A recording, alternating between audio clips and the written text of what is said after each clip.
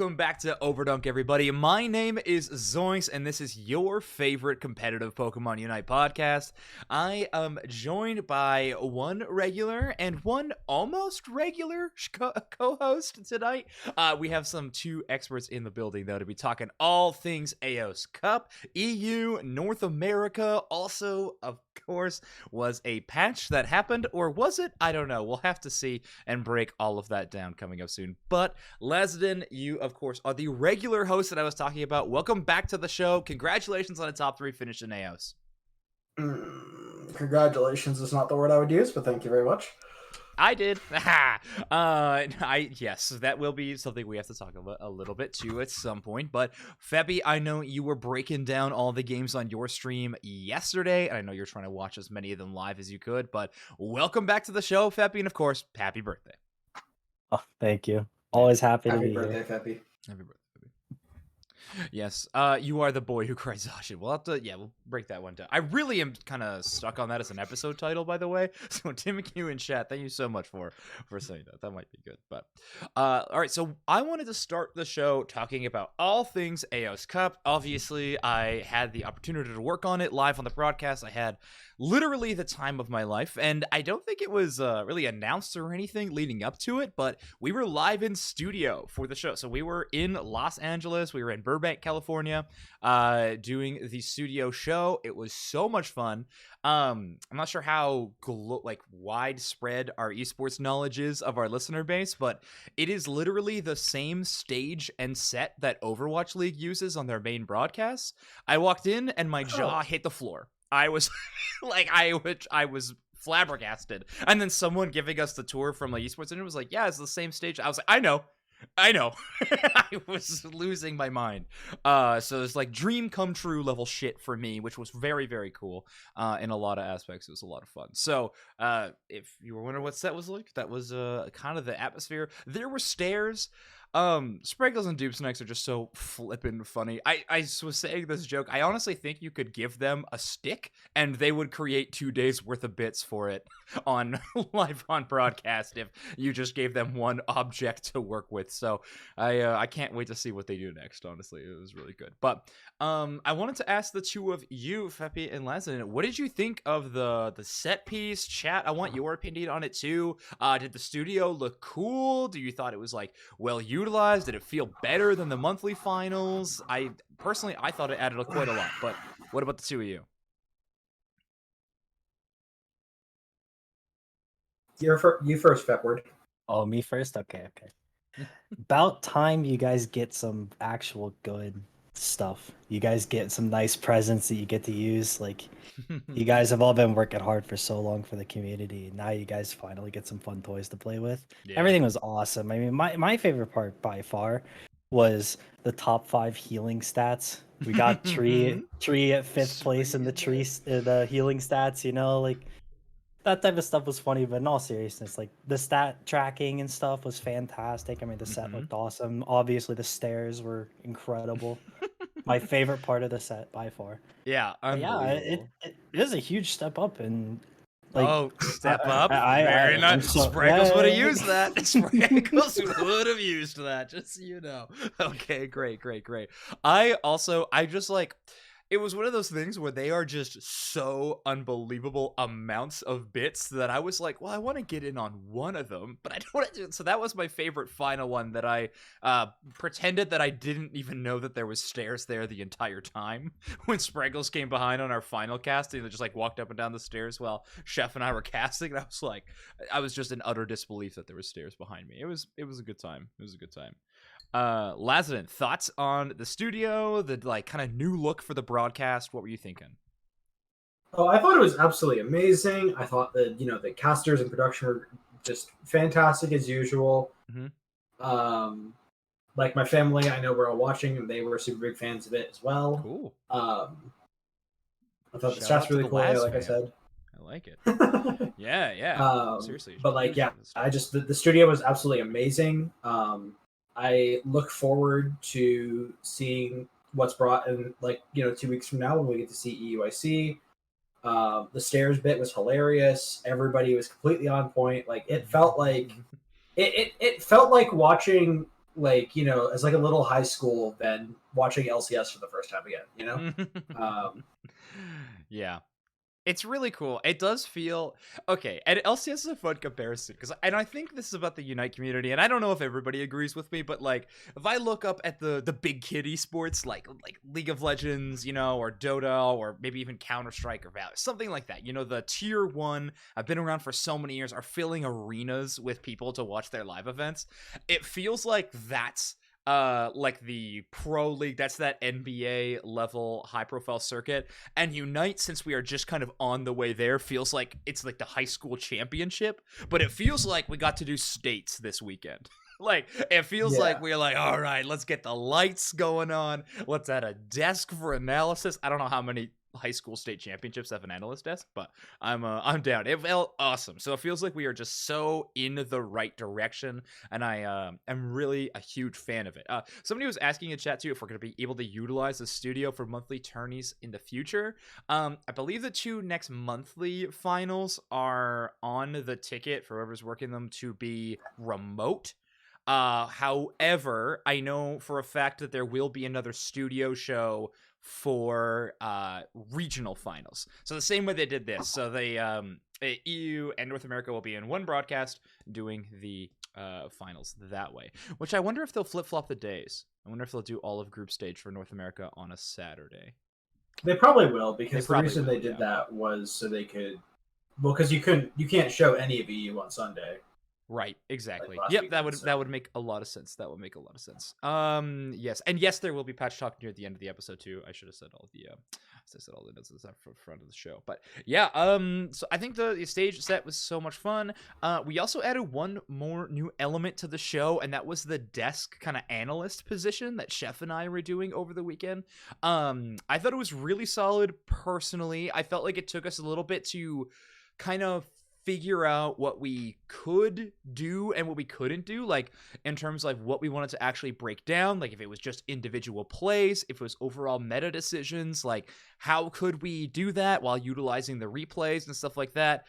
Production was amazing, worked with us so much. I think we really kind of found our rhythm on day 2 and forward, and I think it was a really good like first attempt. I think it's only up from here when it comes to that element of the broadcast. So I'm excited. Two of you though, how did you feel about well, I mean, how did you feel about no North American groups being shown at all on broadcast? It was kind of weird. I mean, I Mhm. understand it because they're trying to fit everything in on like a single weekend, right? Mhm.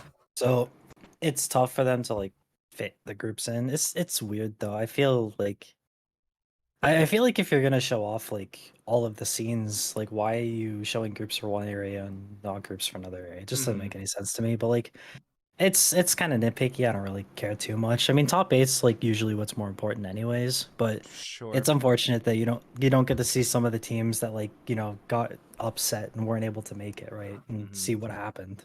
That is true. And well, yeah, that is true. The silver lining will be that again at regionals, it'll be all groups being shown. Not every single game in groups, but all groups being shown, and then of course the top 8. Also, I have it on like pretty good authority that the I'm pretty sure every single game of top 8 of EU will be shown. But in London when we go I there mean, for like, UIC. they have 3 days scheduled on the event, right? Like, I'd be shocked if they were doing a 3-day broadcast of a top 8 and did not show every single game. Like, holy. I think it's only 2 days on Is it broadcast. 2? Maybe I'm thinking of NAIC. Yeah, I'm pretty sure that it's only 2 days for EU in terms of broadcast days. But Let me double check. but I'm pretty confident that one of we'll the be able events to have 3 get- days listed. I'm pretty confident we'll be able to get every game broadcasted. I mean, either way, yeah, but 2 days you should have more than enough time, like for top 8s. Yeah, it should be great. Okay, yeah, Lesson, any thoughts on not showing group stage for North America? I'm gonna be real with you. I don't think, like, as someone who did watch the majority of the group stage games through one stream or another, or like spectating, small loss. Sure. Sure. I will tell you that all of Luminosity's group stage was shown through various streams, and actually, there's a video being edited that includes our comms. Cool. So that'll be cool to put out, and I Yeah, think that other that teams is. Sorry, go finish your would thought. benefit from also doing that kind of content because it does Yeah. actually perform pretty well, like in our experience. Yeah, of course. I mean, in a new esports scene, actually competitive communication for some of the best teams in the world. Yeah, Mhm. that content's gonna kill. Yeah, the I think comps that's are the really secret competitive. sauce. That's the secret sauce. Yeah, who cares if we're not on broadcast? We'll just monetize it ourselves. I like that a lot. Okay, yes, that is a great angle. I'm very, very excited to watch that video. That's gonna be awesome. Yeah, I mean, I stayed up pretty late so that I could in between days 1 and 2, so I could watch as many of those streams as you mentioned, to try to prepare myself for day 2. But I thought it was yeah, I think small loss is a pretty good descriptor. I know that there was like production and comp ops weren't super happy with this solution. Like, we definitely want to be workshopping it and see if we can get something better, but I don't know. We'll see if I'll be brave enough. Okay, Otter, what you do is I just see Otter pop up in chat. What you do is you hire a editor that knows what your comms are like, and you just give him the whole ass unedited thing, and he edits it down to they edit it down to the point where it's safe to publish. So a TikTok length of content within an entire tournament's worth of gameplay. All right, Correct, I'm here for it. correct, I'm here correct. for it. Also, since Otter is here, one gigantic shout out to TTV for winning the North American Aeos Cup. Huge congratulations. Back-to-back Aeos wins for Otter. But also, if anybody is listening and on podcast line or watching on Twitch, tomorrow, Wednesday evening, I'm going to be interviewing TTV here as like an additional Overdunk episode. So 2 episodes, 2 days, lots of content, but I'm excited to interview the Aeos Cup champs. That's going to be sick. I'm super hyped for that. I think Evocron, their analyst / coach, I believe, is going to be on as well. So it's gonna be really, really cool. But all right, before we jump into NA though, let's talk about EU. So I know the two of you didn't have the chance to catch as much of the EU, but I want to take a look at it nonetheless because we just had group stage. Let's bring it up on the screen. From what I remember, like hearing some of my European friends talk about it, one of the groups was like actually insane. That was the Group D, I think. Yeah, so Group D ended up being really crazy strong. Group C I thought also was pretty crazy strong. I think personally Group C was the strongest group, like, or maybe not strongest, at least parity. Like, I think Group C was the closest to parity. Warlords were bringing out score comp against teams. Teams were having a tough time trying to find the answer to it. I mean, Time to Shine did come over the 3-0, but every game they fought like really felt like they were having a push for the victory. But yeah, Zephyr making it out of that one, just skin of their teeth, it looked like. But Zephyr Esport and Time to Shine moving past Tally Believers, Off Meta Gaming, Nouns Esports, Summer House, Woof Woof, and Giga Chat Gaming. Three of the groups had a 3-0 dominant team, except Nouns dropped a game to Piplup Bubble Beam somehow off broadcast. I'm not too sure. Fascinating. However, I did make a hot take that Pipple Bubble Beam was the sleeper team of the tournament. So I'm gonna count it as a success for my hot take. That's all I'm gonna say. Yeah, they took a game off Nouns. Absolutely. There you go. I made that bold call just because they have Keep. If anybody, I don't know if anyone remembers Keep on 5i historically, the like Blastoise player for them. And I was like, they were pretty good. So here we go, sleeper team of the tournament. That's where I went. But yeah, so that was my personal choice. But if we want to jump up, we can actually take a look at the bracket that we'll be going to see at EUIC. Zephyr being paired up against Tally Bobo Believers in their first game of the tournament. That is a tough matchup, obviously. Anybody having to go up against Tally Bobo is just going to be ridiculously hard. Woof Woof, Summer House, Nouns, Giga Chad, Time to Shine, Off Meta Gaming. I mean, all the games look really, really solid. EU's got a pretty outlined top 4, I think. But I think Giga Chad specifically and Zephyr are both teams that I would really consider to be ones that could break into that in this top 8. Like, this is their chance to become a part of the conversation of top 4 team. And I mean, if Azid and Internal absolutely turn up, then yeah, Summer House as well. But we'll have to see. I wanted to bring up the question though, because the narrative around EU this year is very similar to what it was last year with Nouns' dominance run, Tally Bobo's in that spot, right? They are the most dominant team that we've seen within the region. Do you currently think that Talibobo is the best team in the world at the moment? Thoughts on that, Febby? Let's start with you. I haven't seen them play too much recently, Mm-hmm. but I mean, I was saying a few months ago that I thought they were the best team in the world, and I don't see a reason why that would have really changed. I mean, they've been looking incredible the last few months, so Yeah. Yeah, I mean it's a good environment, I think, of players. You just have some absolute superstars. You bring in a player like Zervis, who is like sort of the mom of a group like that. You gotta keep them on track and working and not try to fall off at all. I think it's really good. You have one of the most flexible players and most skilled players in the game in Tune. So just like you hit so many bases with that. You just put Utah to just go do whatever they want in jungle, and looks pretty good. So yeah, I think Talibobo definitely a key leading in the world. But Lazadan, what about you? Do you think they're the best team in the world? Yeah. All right, cool. I don't think it's like, I mean, I would be remiss to not say that. I would say, like, I think that if Worlds is tomorrow, then Talibobo wins. I don't think it's close, honestly.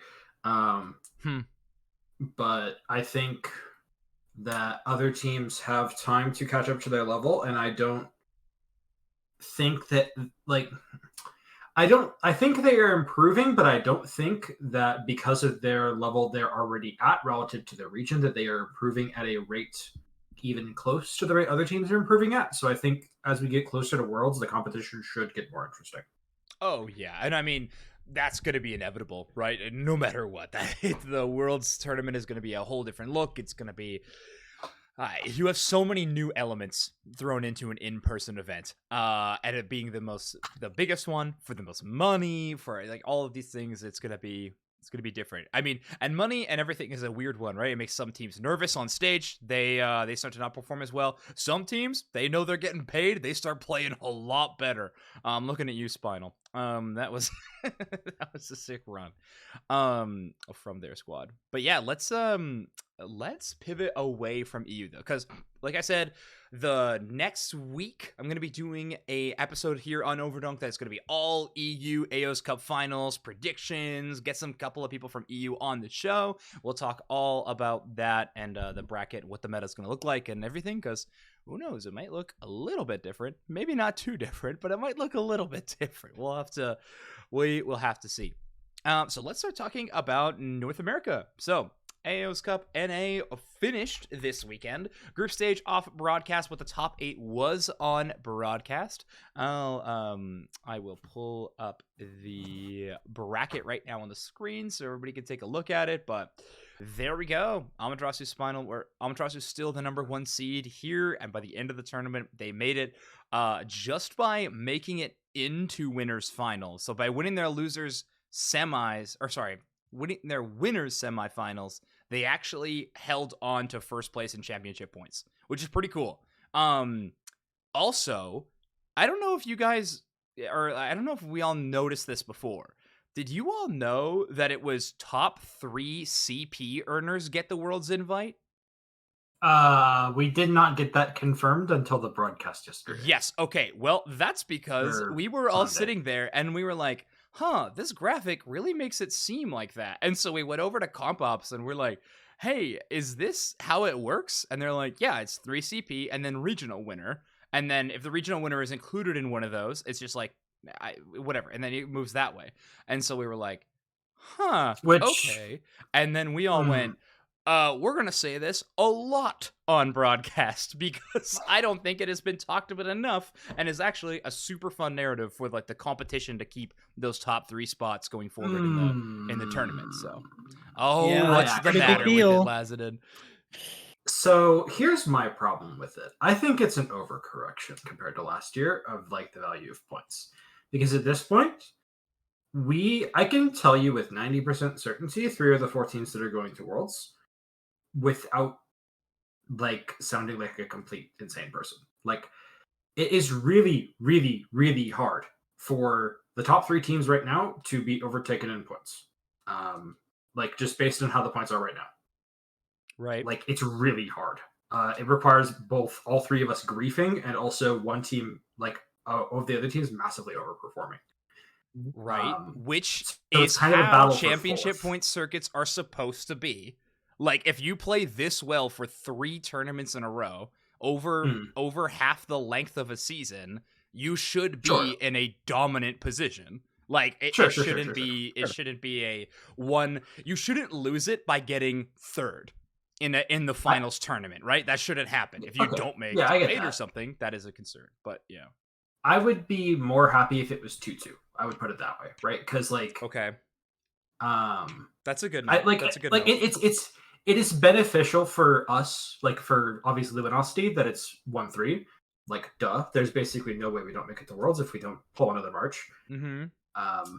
But I actually don't like it from a competitive standpoint.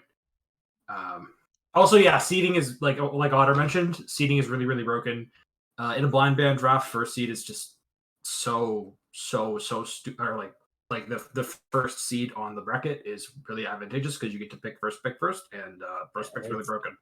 It's a huge win more for sure. Like, if you have points, it's huge win more, which is kind of tough to deal with if you're like not a top level team already, right? Yeah.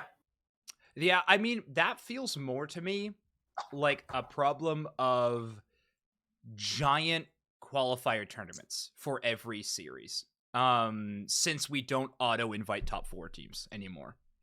Yeah. That, I mean, like, that's just kind of how this structure works. I think if there was like more variety in tournaments, if they played Swiss or something, that wouldn't be the case anymore, you know, but we don't really have the numbers or participation to have a tournament like Swiss. So I don't know. I don't really know how you would correct that one other than just like, I guess, pools and then randomize the pools.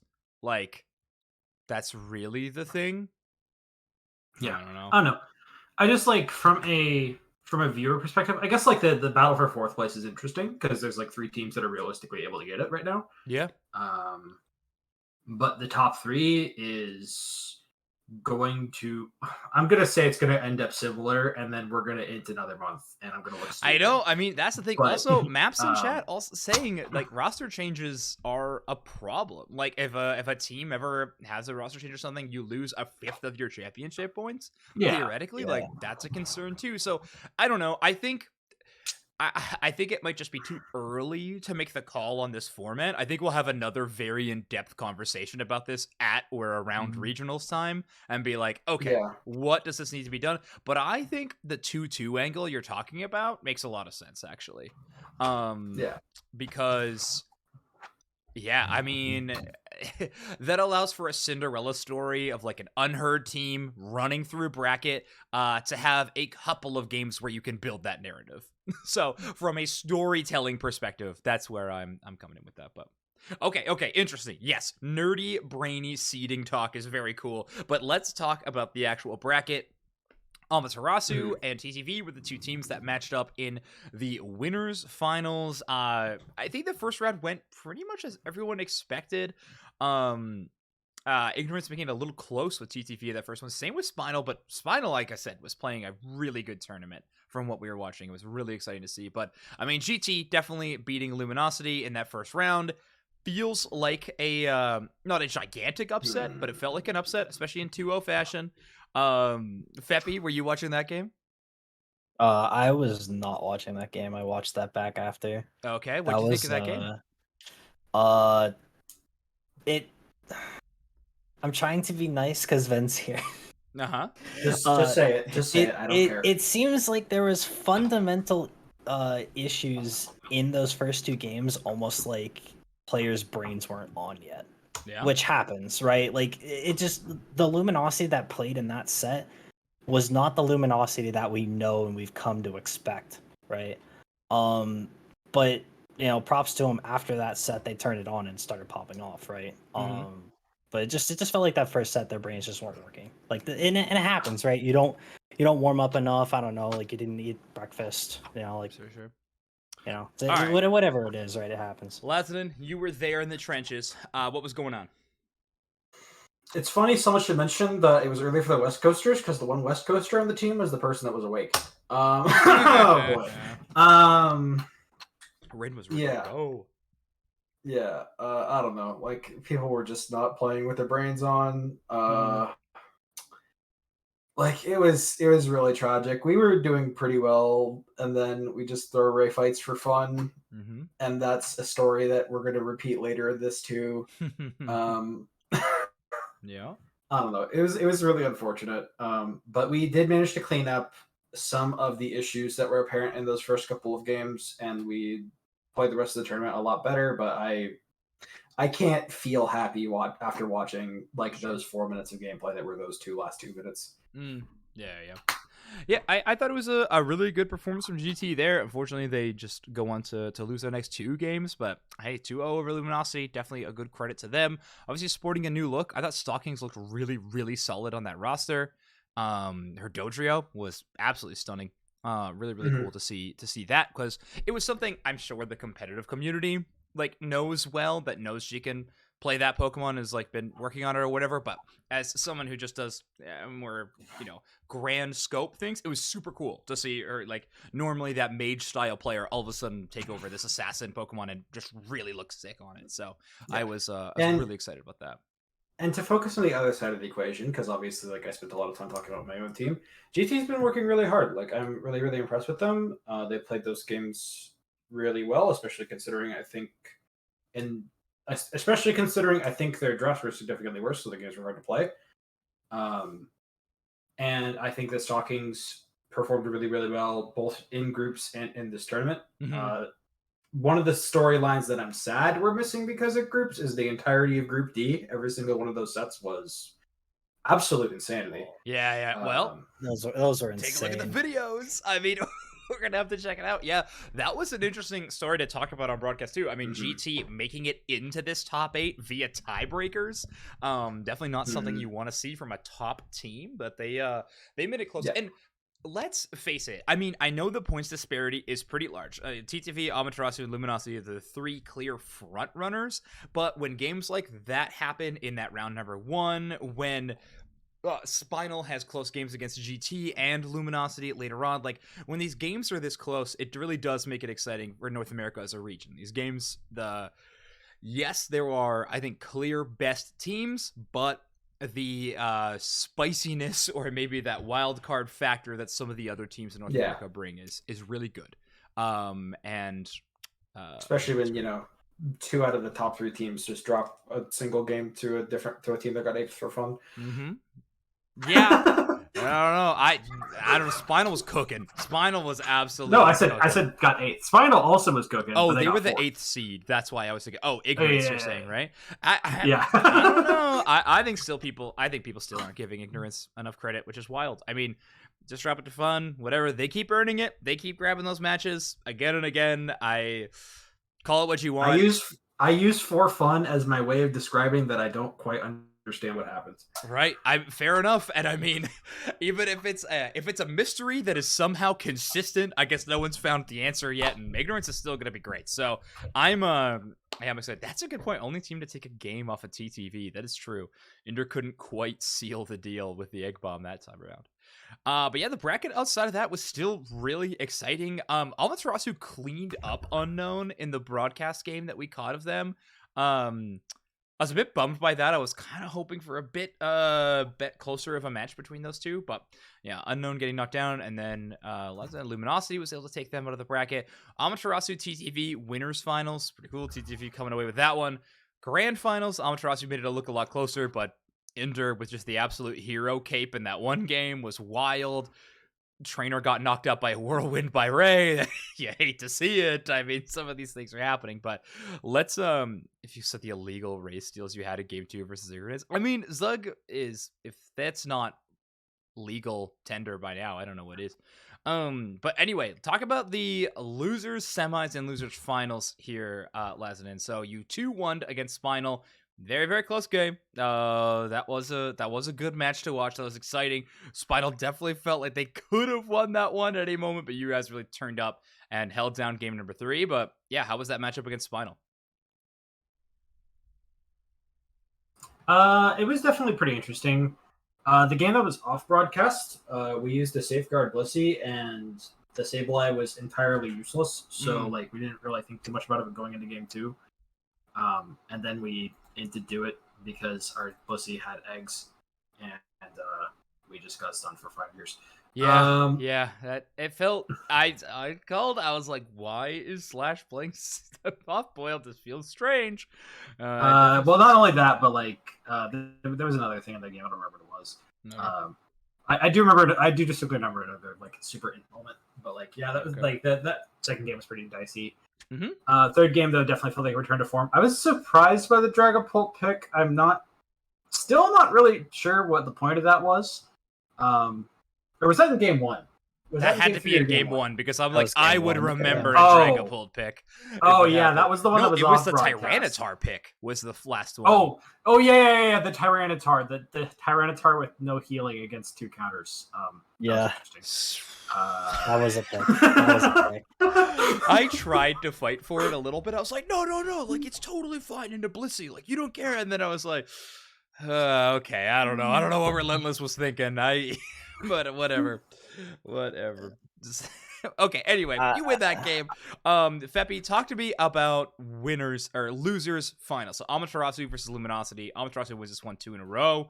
So big end game team fights being the swingy decisions around this map. But thoughts on that one? I mean, the games were pretty close overall. I mean, They were so close, yeah.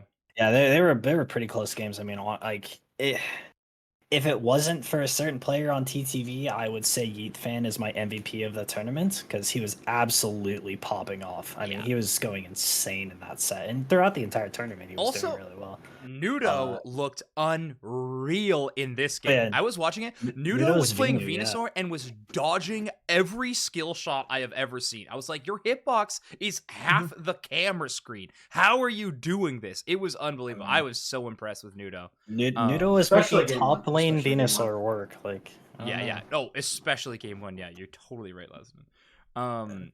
Did you expect the Venu at all in that game? I did. Apparently, somebody didn't read my notes. Good. Yeah, all right. I definitely Good did to know. Good to know. Wait, are you referring to me? I don't know if you sent me no, not you. Not you. I was like, I don't think you sent me that note, but okay, cool. I don't think I sent you any of those. I meant to, and I forgot. Shame. Oops. I need a shame bell button. But anyway, okay, yes. Yeah, thoughts on Amaterasu versus Luminosity there, last name?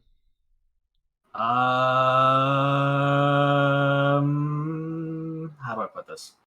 Yes, good question. They played Amaterasu played exceptionally well. And taught us a very valuable lesson about a couple of specific types of positioning. Love to hear it. All right. Well, I think that was more than I expected. So thank you for bringing that one up. Yeah, I thought those games were great. And then, of course, TTV versus Amaterasu. It ends in a 3-0, but I think the closest 3-0 that we could have ever called. I mean, that game was unreal. Ender getting that egg bomb secure is stuff of legend. Otter was unbelievable on that map. Celestial was him. Like, I don't know. The TTV was like untouchable, I think, in that final game. The ice was too thick in the veins for that one to really go any other direction, I think. But Feppy, thoughts on TTV versus Amaterasu in grand finals? If Indy didn't steal that one Ray, everyone would be talking about how Zugrug was potentially the best player in NA right now. Correct. I mean, people are looking at that steal and talking about Indy's steal so much, but I genuinely think Zugrug. I mean, Zugrug just straight up looked different in this tournament. Dude, I don't know what he did before the tournament. Oh my gosh. Anything and everything. I mean, every single like Hoopa portal. He was interrupting Hoopa portals consistently with like Slowbro surfs, which is really hard to do, by the way. It's not easy. Yeah. And he was hitting everyone. I mean, all of his ults were on point. Like his positioning was fantastic. He stole a couple of objectives that he never should have stolen. Like I don't know what happened, but he was 100% MVP for me. There's no doubt in my mind that Zugrug is the best player in this tournament. Yeah, okay, so there's a tweet by Dupesnacks that went up was doing pretty well recently, but the fact that all 4 of us casters and member of the Pokemon Company, we went out for like food and drinks after. We talked about competitive Unite for not a word of a lie, 9 hours after the broadcast. Dinner and the parlay, everything. We were talking for so long, and Zogrug was one of the immediate conversations. We were like, where the hell did that come from? Like, Zogrug was looking unbelievable this tournament. It was so cool to watch. But yeah, those moments were awesome. Also, the clip that Inder posted of their comms of like Lutano being like, all right, and then Inder calling that he got it before the egg bomb even actually landed on the Ray, and then the immediate pop off was so flippin' good. Oh, that clip was unreal. So yeah, I think TTV earning this 3-0 for sure. What a crazy game. I loved it. Also, much love to Lutano shouting me out in his player interview after winning the tournament.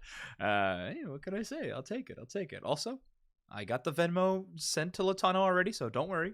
I've already paid him. We're good to go on that front. But yeah, and it was fun. The leaderboard's pretty solid right now. I mean, TTV taking a big jump up. Amaterasu holding on to their CP leaderboard. Luminosity rounding up that 3rd place. Pretty impressive, like I said, due to missing the 1 monthly tournament whatsoever. So, yeah, looking good across the board. But any general thoughts on NA moving forward? Lazen, how's your team feeling moving forward in tournaments? Do you feel like 3rd place is where you feel that you're at, or do you genuinely feel like your team is better than 3rd place? Before I get into that, I'm going to very quickly echo what Feppy said. I think that if ASU had won, then Yeetfan would have been my MVP, but because TTV run, I think Zogrug is my MVP for this tournament. He played absolutely out of his mind. I was especially impressed because one of his weaknesses as a tank last year was he did not play a lot of Slowbro, even in slower dominant metas. So his Slowbro being absolutely fucking insane on Sunday was like a joy to see. Yeah, it's crazy. Like normally he'll even like dip to the Wiggly and stuff in those kind of moments, right? And it like adapted to the Slowbro and looked like the best Slowbro out there. So freaking cool. So cool. But and then Yeetfan obviously like insane pop off Urshifu games, Espeon games, all that good stuff. I would say that, I mean, you know, I think all 3, if you asked any person on any of the top 3 teams, we would all say we're number 1. Sure. And I will say we are number 1. Okay.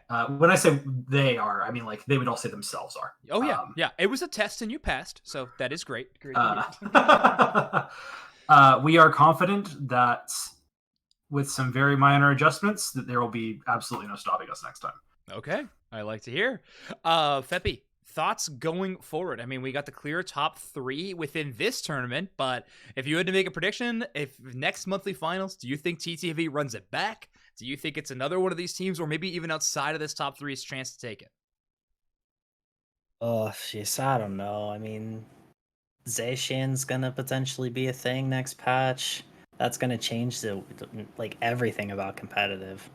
So I mean, there could be some sleeper team that just comes in and gets a good read on the meta and just kind of takes over, right? Like that could 100% happen. I mean, like we could TOS takeover. You are literally a sleeper cell agent for TOS. Like you have somehow infected Luminosity Gaming with your team TOS takeover nonsense. I don't know. we could see a team like Unknown, right? Or like even like so Spinal obviously had some weird meta decisions and what they want to do for drafts, right? Like maybe next patch is their meta and they just steamroll everybody. I don't know, right? That's true. We'll have to wait and see what happens. But I'm pretty confident that the top 3 teams right now are probably gonna stay top 3. That's not really gonna change. But I would expect to see some interesting shakeups because the meta is probably gonna be very different next patch. That's true. That is true. Yeah, new meta will be exciting too. And I mean, the leaderboard's pretty set in place right now, so I think it'd be the time to shake things up. I think that's totally fine. But all right, well, we've mentioned it a few times already. Let's start talking about the patch. So we have finally got a patch into Unite. Kind of. It is not hitting as many things as most people wanted. It's not to the level of effect that a lot of people wanted either.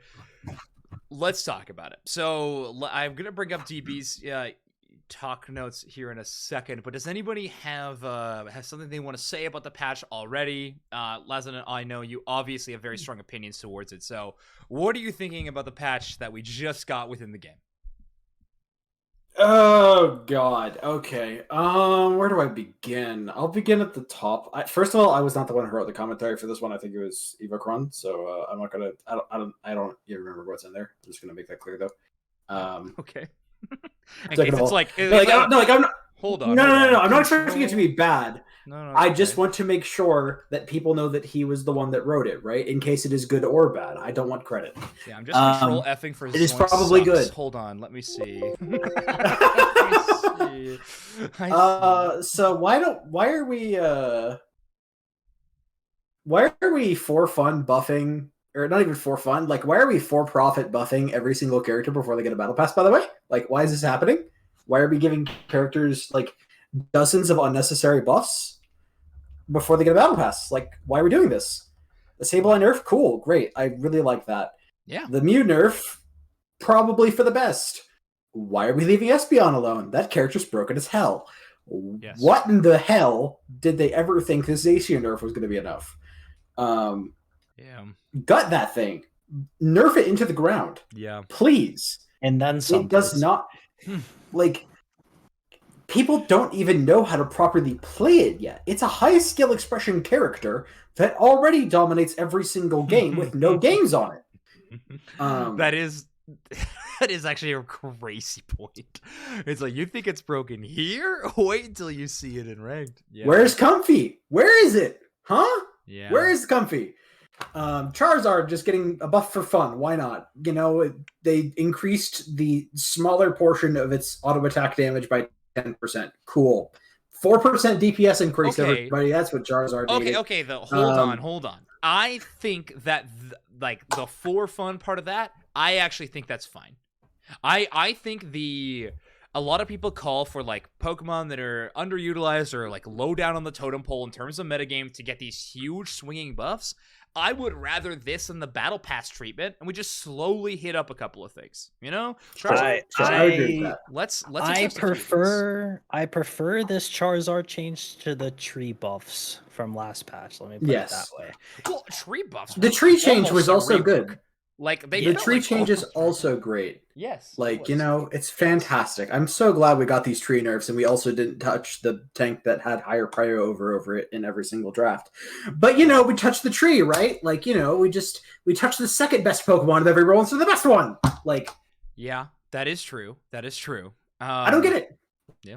Yeah. Well, we're starting to get to the point where competitive metas are getting a lot different from ladder metas, right? So I think we'll this is the stuff. first one where it was like very Yeah. clean, right? Yeah, this also is helps the one, that, right? Like, it also helps that TPCI was like, "Hey, we're banning Zacian," so yeah, that was pretty cool. Yeah. Well, Also, I just need to like put a shout out there. TPCI, they got some pretty dope people working for them that care so much about this True. game that aren't involved with the game's like actual creation and balance patches and stuff. And if they are willing to do things like, hey, Zacian's banned. Why? yeah, Too strong. that was like good. cool. Also, I can confirm it will be banned for EUIC top 8. I know there was like some question marks there. It will remain banned for EUIC top 8. Is Gudra banned? I doubt. Actually, I doubt it. Will I don't think it matters either way. The characters suck. Yeah, I know. I was gonna say. I mean, if you're drafting Gudra and winning games, your name better be Toon Slim, or else I don't count it. I don't trust it. Well, Where's my Toon Slim Comfy Jungle? He did it in scrims once. We did it in scrims. He did it in freaking. Well, maybe not jungle, I guess, but yeah, we'll have to see. Okay, let's talk about Zoruk. I want to talk about Zoruk before we get into the more egregious low tuning of Zacian. Because let's face it, I think the main talking point of this patch is the lack of patch. I think we can all agree on that. Not near as many things being touched as we wanted to. Espeon is the biggest one for me, but hey, that's still the battle pass in the game. I mean, sometimes we should expect these things. Not want them, but sometimes we should expect these things, okay? But why is that a reasonable explanation? I'm not saying it's a reasonable explanation. I never once said that. No, I'm just saying. I'm saying it is. I'm saying, like, reasonable in the sense of that is an explanation that explains a lot of the previous patches and can explain this patch too. But why is that a thing? Like, I oh my know, God. I agree. It's not a good thing, but I think it's pretty clear to tell why it's a thing. But anyway, Zoroark. Okay, Zoroark getting some buffs across the board. Has anybody been scrimming or practicing Zoroark? Is this Pokemon broken now? Is it crazy strong? I mean, Feint Attack was like the move, and it got a 1 second cooldown buff. That seems so strong to me. What are we thinking? How does Zoroark feel? I will not comment. I will not comment my opinions on Zoroark's viability. Okay. I mean, it was already being used a bit pre-patch, right? In certain in certain metas. I mean, several teams were using it as like a double EV counter, right? So it getting buffed is only gonna see it be a lot better against those. If it's the double EV counter, right? Heck yeah, run this thing. That meta makes me so sad. So I like obviously we know that Feint Attack's like pretty good, right? Teams have already been using it, so we know it's good. I'm interested to see if Night Slash is good now. The extra sustain that it's getting like what, almost like a 50% ish, maybe more increase on the amount of healing. In fairness, now that healing is not very easy to trigger. It is only if you get the full combo and the X. That's what triggers the healing. Yeah, you only get it off the X, but the healing is like that's a big buff to the heal. Let's face it, though, it looks like a ranked buff, right? Like, how often are you gonna actually pull off these combos against top teams? Yeah, it's one of those things though, where like, Zoroark gets one feint in competitive, right? Zoroark gets feint attack. Zoroark gets feint attack off one time in a fight, and he's done most of the time, right? Correct. In competitive, a lot of the times you're not seeing a second feint attack combo in a fight, and it's not because the cooldown is long. It's just after the first one, either the fight is over or the fight is not, or the fight is lost. Right? Like the fight is either one or the fight is lost after the first one most of the time, right? You gotta aim for the head with Zoroark. I completely agree. Yeah, so like these feint attack changes are kind of like, I don't know how impactful these are. They're probably a lot better for lane, but in team fights, maybe not so much. Okay. But like, I think the Night Slash change might actually be pretty important because of the healing. I mean, Zoroark might be a really interesting split pusher now because you can just anytime somebody walks at you, you just run at them and complete heal yourself. Like, yeah, you're really good now. That does sound fun. Lazen, you with thoughts on this?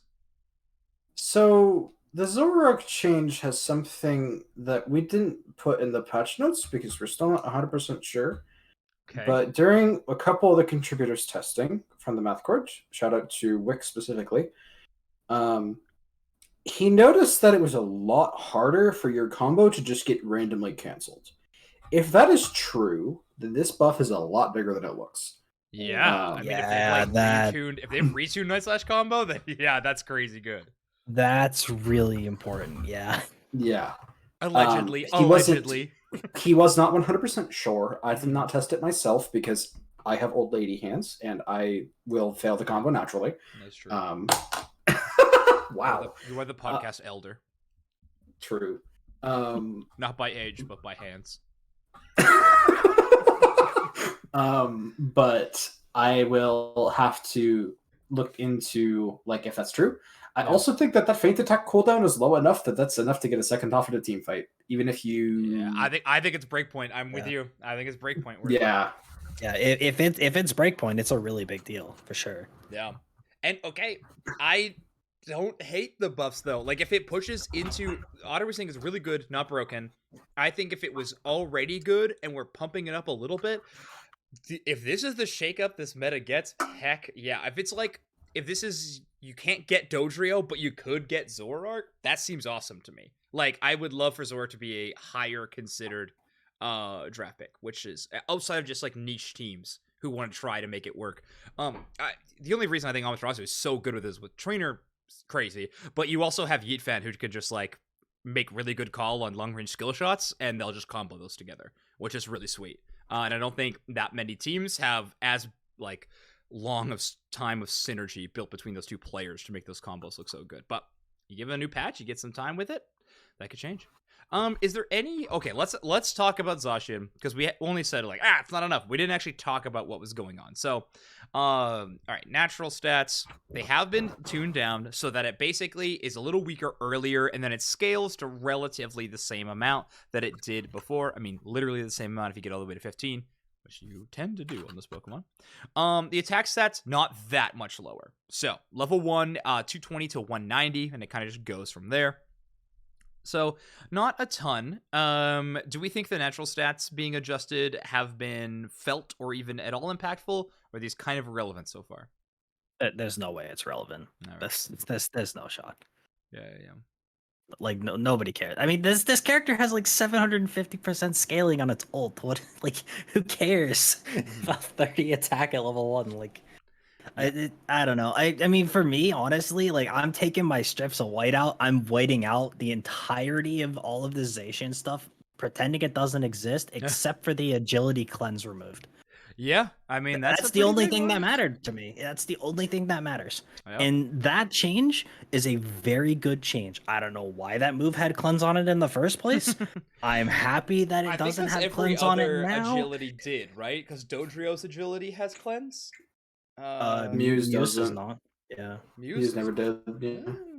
A rare shortcoming of Mew. Okay. Yeah. I don't know. That was. Don't worry though. It change, just gets but- the invincibility on the ult instead. Smile. Yeah, but it should not have been a cleanse in the first place. So I just see this as them actually making the character the way it's supposed to be. But you know, I'm just happy that they did it and they realized that was a big mistake. Yeah. And just a bit of a sidetrack. I just find it really funny that every character that's had agility has been broken. Yeah, that's True. Wow. Yeah, if you build an agility comp in Unite, that's a strong comp. Yeah. That's a terrifying comp. We need support with agility. Actually, I take that back. Immediately take No, that no, back. no, I no, no, immediately no, take no, that no, back. Oh my word. Okay. Lazadin, thoughts on the Zacian nerfs? I think that the 30 AD at level 1 is somewhat impactful because you don't like die instantly if you walk up to it. Yeah. That's nice. As Spriggles always likes to say, you can never make the mistake of standing right next to it. Yes. Did you instant stand right next to it? Yeah, that Oh, happens. Die in 2 hits, not in 1 hit. Yay. That's a Dying in 2 hits is counterplayable. There you go. I'm with it. But otherwise, like the speed increase is like somewhat meaningful. The cleanse is the biggest thing. Why did they not make this more nerf? I'm confused. It's still gonna perform well. I think that it is a lot easier to deal with bad Zacians now because they cannot just eject out of all your CC for fun. But yeah, let's just cut to the chase. This character has 100% ban rate in competitive still.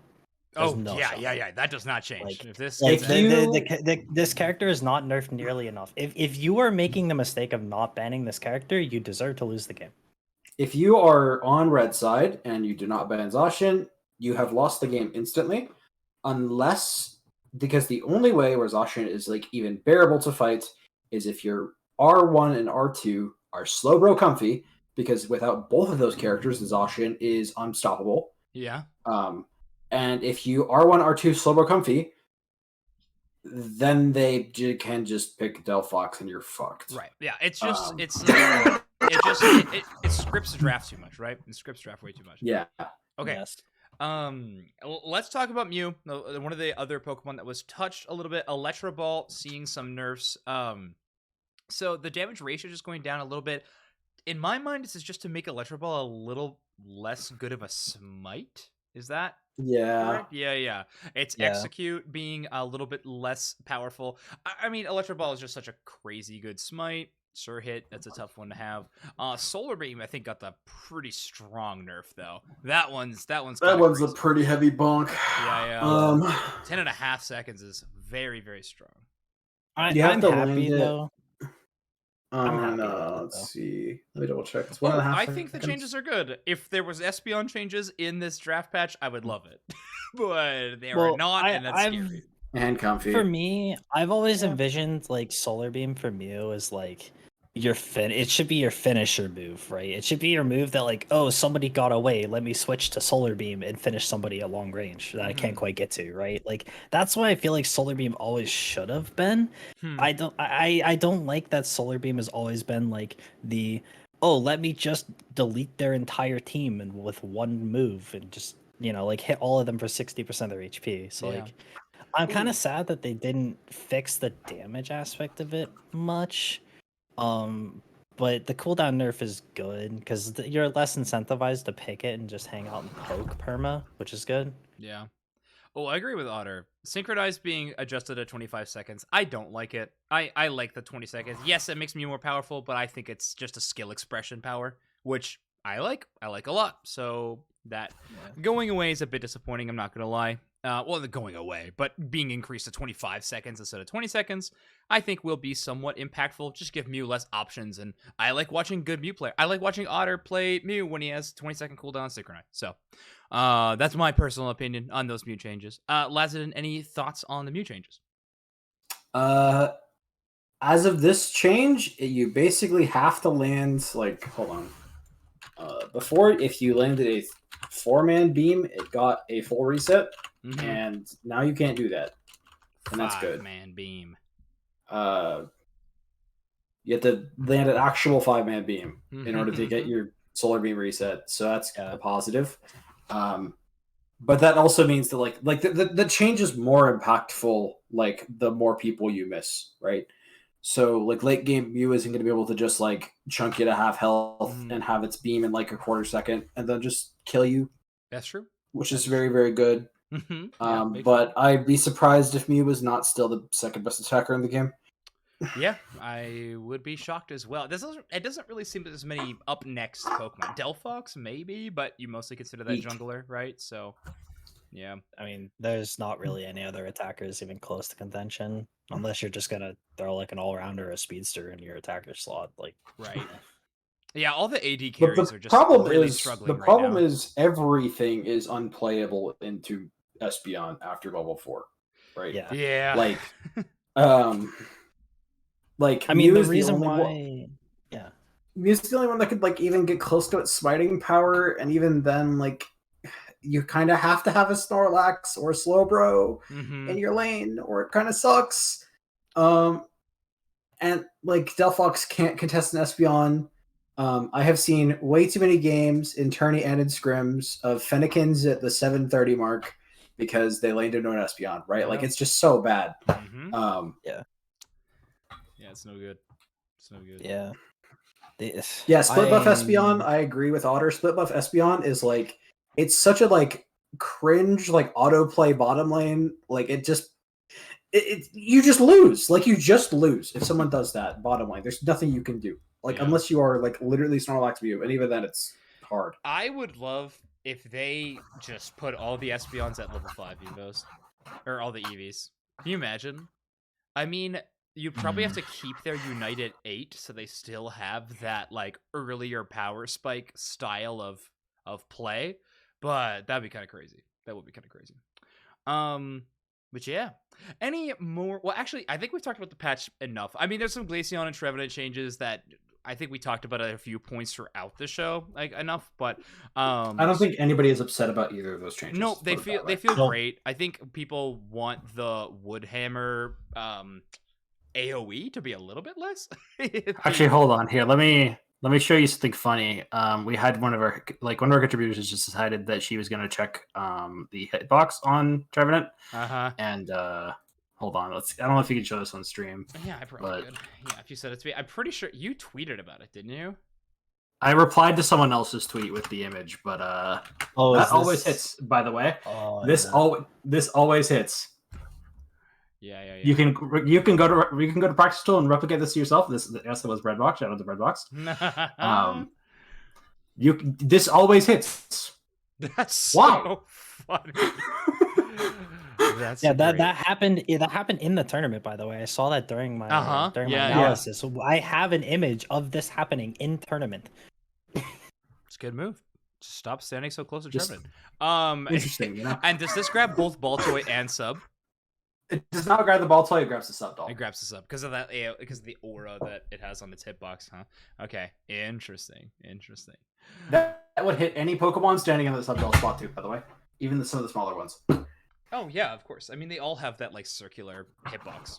Yeah. All Pokemon do. But Just interesting. really nice, Interesting. Yeah, so it hits the doll. It doesn't hit the ball toy. Just to be clear. But well, crazy stuff, crazy world. Right before we end, I just want to kind of a fun question. You know, we talked a lot about what the draft didn't do, but what could have it done? But other than the normal nerfs that we're looking for, I think across the board, we've mentioned so many times of the things that we want nerfed.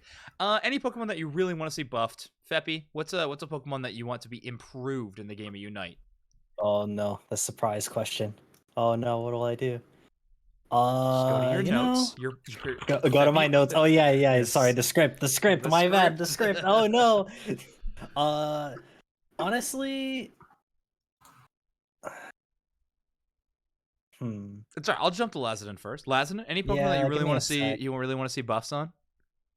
I never thought I'd say this. I never thought there would ever be the day where I would say this. Please buff E-Speed.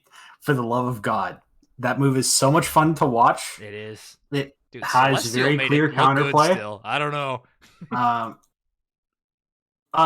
Yeah, it works against the EV sometimes, but Yeah. I don't think it's good enough. Like in most cases. Right. I think that Lucario getting a very light set of buffs would be an overall healthy thing for the meta, because I think that there are too many top laners that I agree with you there, Otter. There's too many top laners that are just like not like people the top lane, but like top lane characters that just kind of suck bad in lane, and there's not a good enough punish for them. Like you just can't, because Lucario falls off so hard. It's kind of hard to snowball out of top lane and win the game from there. Yeah. I would agree though that like Serena's possibly the worst character in the entire game, and that's sad. Yeah. It's crazy that we've gotten to this point too, right? That Serena is at that point. I would love some Aegislash buffs. I think that Pokemon's really cool. It can provide a lot to the game at different points in the game. So I definitely think an Aegislash buff would be cool. And then my second choice, if I had to pick one, I just want Dragapult to be better. I think if Dragapult was a stronger Pokemon, I just want more just like AD carries to be a realistic option, and we just don't have any that are. I want more A button pressers. That's all I want. So, give me some better Dragapult action. Buff that rate of fire. I don't know. You can in fact watch. I think Nick watched Game 1 versus Spinal, so you can in fact watch the Relentless Dragapult playing a build that I kept meaning to ask him about it, and I'm still not sure why he played it. I don't know. Relentless was on one in that game. We'll have to see. Feppy, have you had time to think about it? What do you want to see? Yeah, I'm ready. I'd like not so much a buff. I'd like to see a Ninetales rework. When's the last time we saw when's the last time we saw a relevant Ninetales? Every game in Japan? Feels like every game in Japan. But the thing is, I mean, sure, but like I'd like to see a rework, because like I feel like the character has way too much CC to ever make it like relevant damage wise, because you just have 30,000 stuns in the kit. Right. I'd like to see Ninetales see a bit more play and be a bit more interesting, because I think like the pseudo support like attacker role, right, where you have like the Aurora Veil with like the damage reduction, we don't have a lot of that, and that's a really cool mechanic. I wish we had more of that type of stuff in the game, and it's sad that like one of the main ones in Ninetales just doesn't see any play.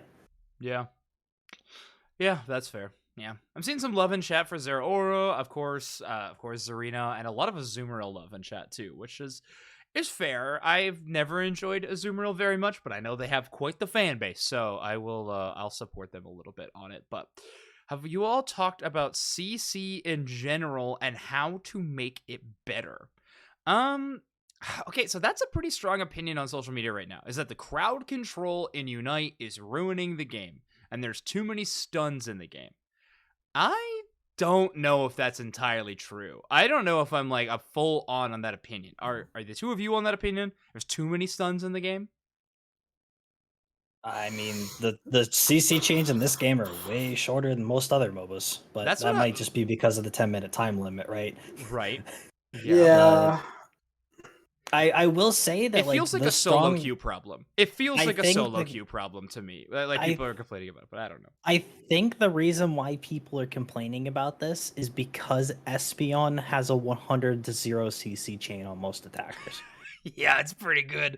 That's I think CC it's chain's true. pretty good. I think that's a problem, but I think that's the reason why people are complaining about CC chains, because I think also an think attacker with multiple stuns is probably not a good idea. Yeah. Yeah, true. I think that Tree's stun duration relative to its cooldown and damage, making it so you're stunned for over half the time when you're fighting it, is really fun and very interactive. Yeah. Uh-huh. Well, just don't stand next to it. Or anywhere around it. Just do not stand in like a 3-mile radius and Correct. you're fine. Because whatever will hit you there. It is terrifying. Yeah. I guess my problem with the CC in the game is that not that there's a good amount of it, because if there's a good amount of it, like you can have some good play with your team, like coordinating your CC together, right? Like that's cool, that's fine. Like I like that sort of stuff in competitive. It's interesting. CC chains are like hard to execute properly. But the problem for me is that a lot of the CC in this game is just so spammable. I mean, every single Yes. character has their stuns on like a 5, 6, 7 second cooldown. It's like Dodrio can stun you like 17 times in the span of a second. Like, Yeah, that you might know, be. like, That might be it's that too it's all much. spammable is the Mhm. problem for me. Yeah, that is true. Honestly, I think let's just buff full heal again. Let's just throw it back to where it was and see what happens. Give just some counterplay to a few of these things. But all right, I agree. I think it's funny that we have a 3.7 second cooldown and a 1.25 second stun. I think that's extremely funny. Yeah, I agree. Okay, fine. There are some changes needed. All right, fine. Maybe I'm the one that's wrong. Impossible, by the way. So I'll have to figure out what the actual solution is. Okay. Well, I think we've talked enough about patch notes and everything like that. I don't think there was too much more that I really wanted to discuss. I mean, like I said, tomorrow we're going to be interviewing TTV on their crazy epic championship run of Aeos Cup. So tune in, same time, same place here on Unite Mike Switch. And then, of course, in a couple of weekends, it's just going to be EUIC in London. I'm going to be there doing the live broadcast. I cannot wait. It's gonna be a ton of fun. But the two of you, is there anything that you want to plug? Feppy, anything you want to plug before we close out the episode? Yeah, of course. I mean, I don't stream very much nowadays because I'm really busy. But when I do my Twitch streaming at the Feppy TTV, I do a ton of analytical content nowadays. A lot of coaching, analytical stuff. I don't do as much gameplay nowadays, unfortunately. I'm getting old. But you can also check me out. I know, right? Feppy, old lady hands. This is the worst. You can also check me out at Twitter at Feppy TTV. And I'm also, hopefully, I can find a home soon. I'm LFT as a coach right now, so hopefully I'll find a place to stay soon.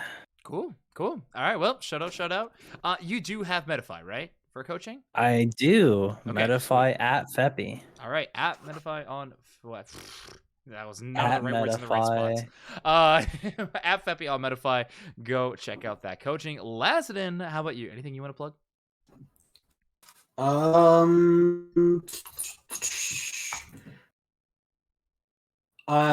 Shout out to all of the other people on Luminosity that have Twitch channels and YouTube channels that get used when mine does not most of the time because I'm mostly busy with other things. Sure. There's a 4-week break between the next season, so event, so I'll probably stream a bit between now and then, plus 11. Cool. And of course, keep an eye out on MathCord, because when there's this much time between events, that means that Evacar can stop focusing on team stuff for a minute and actually get things done. Yeah. So hopefully we'll try to get some cool stuff out of MathCord soon. Yeah, awesome. I think we have an idea of what the next project is, but okay, well, I'm not sure yet, so I won't say it. MathCord, the place to be. I really need to make that check, man. MathCord, the place to be, so go check that out. See what fun information they can get the community over there. But everybody, that is going to bring us to the end of episode 61 of Overdunk. I think YouTube does this. If you made it this far, our secret word is happy birthday. So make sure you comment happy birthday on the YouTube video if you made it this far. And if you're listening on a podcast platform, please leave us that 5-star review. It seriously helps the show out so much. But thank you, and until tomorrow when we interview TTV, have a good rest of your night. Goodbye, everybody.